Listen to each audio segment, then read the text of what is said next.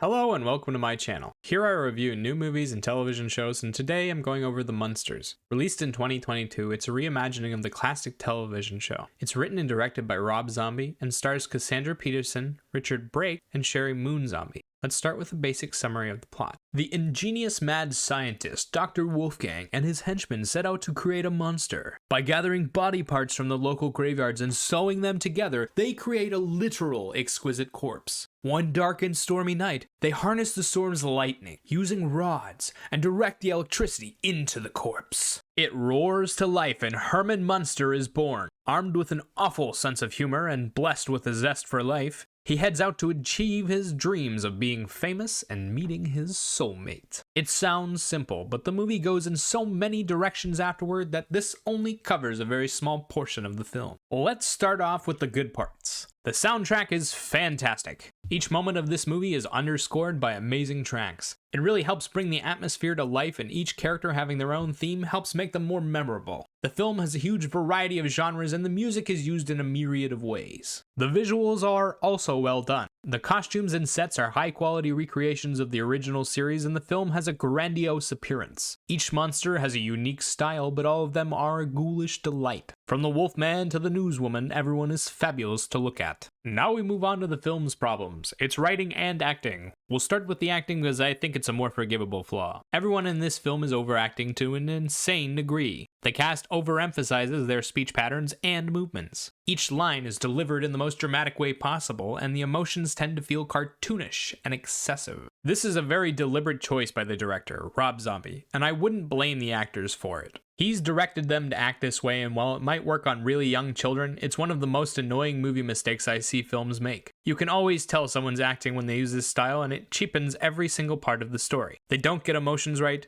jokes that would work are suddenly cringe-inducing, and it's grating when you start to notice how every sentence has the exact same cadence. It only works in very specific styles of movies and with a very precise purpose. For general audiences, it's just annoying. The cast commits to this style hard, and only Zoya and her henchmen break away from the mold. All that said, the acting isn't as bad as the writing. The story comes off as several different writers fighting for control over what happens. Oddly enough, it isn't. Rob Zombie is the only credited writer on the film, and yet it still feels like a scattered brain version of Too Many Hands in the Cookie Jar. The film doesn't have a central conflict, and it lacks a cohesive narrative. The story is about Herman Munster coming into existence and setting out into the world, but we never get to hear Herman's inner thoughts. He doesn't narrate the story, and we never spend any time alone with him. He's a side character in his own debut movie. We also don't have a central conflict to keep us focused. The closest the film comes to a conflict is Zoya and the Count's storyline, but it takes up maybe 5 minutes of screen time and gets resolved off-screen by a side character. The characters are one-dimensional and annoying. Herman's laugh is like nails being driven into your ears, and every time Lily spoke, I wanted to mute the television. No one is likable in this film, and most of the humor is limited to laughing at their flaws ad nauseum. Every 20 minutes, the movie changes direction, and we start on a new storyline, only for it to fizzle out just like all the ones before it. The stories don't seem connected on any kind of moral level, and they don't build toward a bigger picture. The dialogue is terrible. It's filled with out-of-date jokes and references, awful corny romance lines and cliches. We get Dirty Harry impressions on top of Gene Kelly jokes. It makes me wonder if no one looked over the script because these jokes are so old they have fully grown kids of their own. The Munsters is difficult to get through because of the soap opera acting and the lack of any conflict. It doesn't go anywhere and doesn't have much to offer outside of its visuals and soundtrack. There are much better kids movies out there, and there's no reason to subject yourself to this